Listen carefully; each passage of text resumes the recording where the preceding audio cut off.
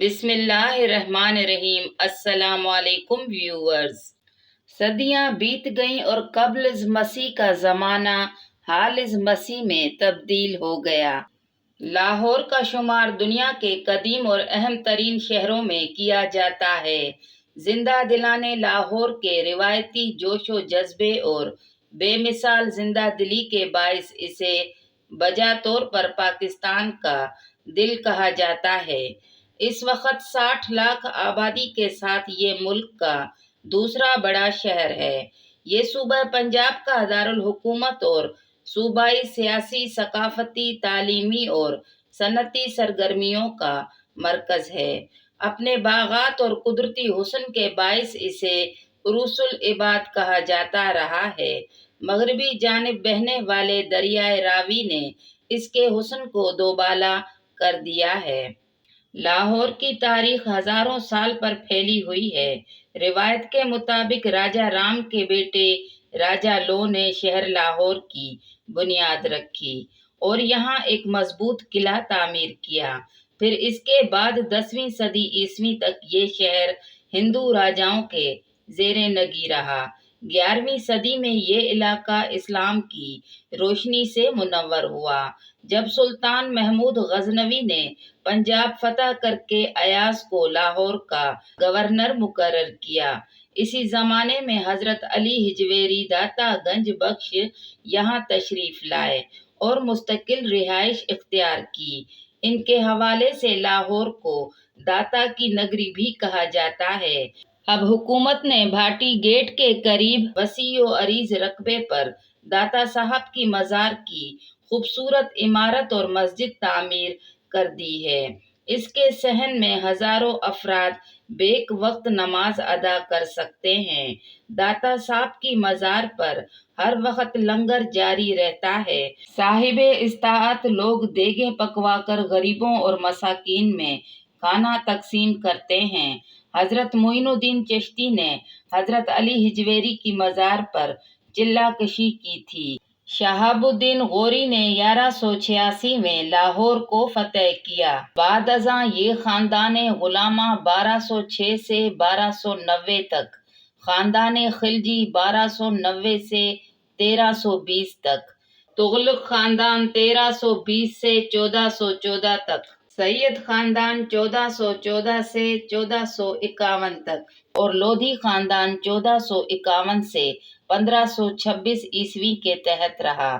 ظہیر الدین بابر نے 1526 میں ابراہیم لودھی کو شکست دے کر مغلیہ سلطنت کی بنیاد رکھی۔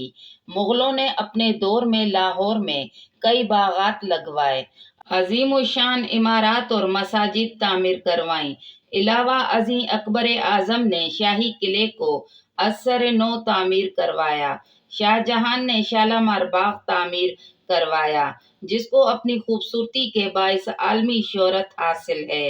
1646 میں شہزادی جہاں آرا نے دریائے راوی کے کنارے چوہر جی باغ تعمیر کروایا، جس کی مین دروازے کے آثار چوہر جی کے نام سے موجود ہیں۔ کہا جاتا ہے کہ شہزادی اس باغ میں آ کر شاعری کیا کرتی تھیں۔ 1673 میں اورنگزیب عالمگیر نے بادشاہی مسجد تعمیر کروائی، جو کہ شاہ فیصل مسجد اسلام آباد کے بعد دنیا کی سب سے بڑی مسجد ہے۔ اس کا صحن 528 فٹ چوڑا اور 538 فٹ لمبا ہے، جس میں 1 لاکھ افراد بیک وقت نماز ادا کر سکتے ہیں۔ مسجد کے 4 میناروں میں سے ہر ایک کی بلندی 176 فٹ ہے۔ 1739 میں نادر شاہ اور 1751 میں احمد شاہ ابدالی نے لاہور پر قبضہ جما لیا۔ بعد ازاں 1765 میں سکھوں نے لاہور کو فتح کر کے اسے 3 حصوں میں تقسیم کر لیا۔ ایک حصے پر لبنا سنگھ، دوسرے پر رنجیت سنگھ اور تیسرے حصے پر گوجر سنگھ کی حکومت تھی۔ 1799 میں رنجیت سنگھ نے لاہور پر قبضہ کر کے پنجاب، سرحد، ملتان اور کشمیر کے علاقوں پر مشتمل ایک سکھ سلطنت کی بنیاد رکھی۔ سکھوں نے اپنے عہد کے دوران مسلمانوں کے مذہبی مقامات، بالخصوص مساجد کی بے حرمتی کی بادشاہی مسجد کو بطور استبل اور بارود خانہ استعمال میں لایا گیا۔ انگریزوں نے 1849 میں سکھوں کو شکست دے کر پنجاب کو برطانوی سلطنت میں شامل کر لیا۔ انہوں نے 1947 تک برصغیر پاک و ہند پر حکومت کی اور ملک میں کئی اصلاحات کیں۔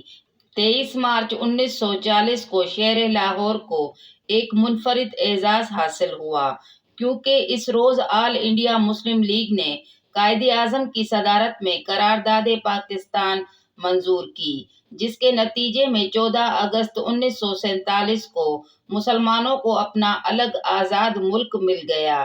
اسی روز ممتاز صحافی حمید نظامی نے 15 روزہ نوائے وقت جاری کیا، جس کو 2 سال بعد ایک روزنامے کا درجہ دے دیا گیا، جو کہ اب نامور صحافی جناب مجید نظامی کے ادارات میں ملک کا سب سے بڑا روزنامہ ہے۔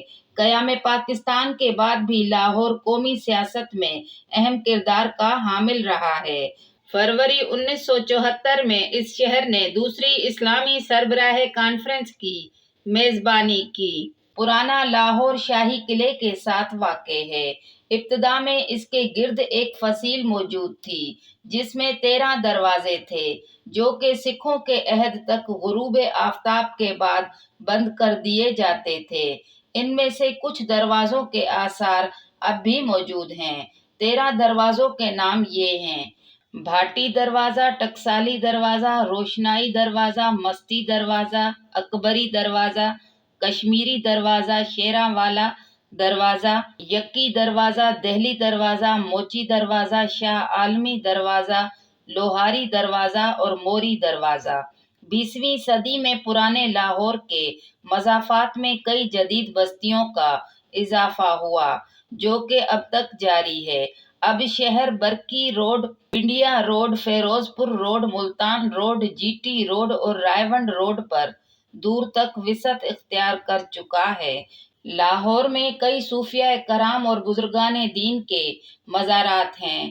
ان میں حضرت داتا گنج بخش رحمۃ اللہ علیہ، حضرت میاں میر رحمۃ اللہ علیہ، حضرت شاہ حسین رحمۃ اللہ علیہ، حضرت موج دریا بخاری رحمۃ اللہ علیہ، حضرت شاہ جمال رحمۃ اللہ علیہ، حضرت شاہ کمال رحمۃ اللہ علیہ، حضرت پیر مکھی رحمۃ اللہ علیہ، حضرت شاہ محمد غوث رحمۃ اللہ علیہ، گھوڑے شاہ رحمۃ اللہ علیہ، شاہ چراغ رحمۃ اللہ علیہ، میاں واڈا رحمۃ اللہ علیہ، حضرت حسین زنجانی رحمۃ اللہ علیہ اور حضرت بابا شاہ فرید رحمۃ اللہ علیہ شامل ہیں۔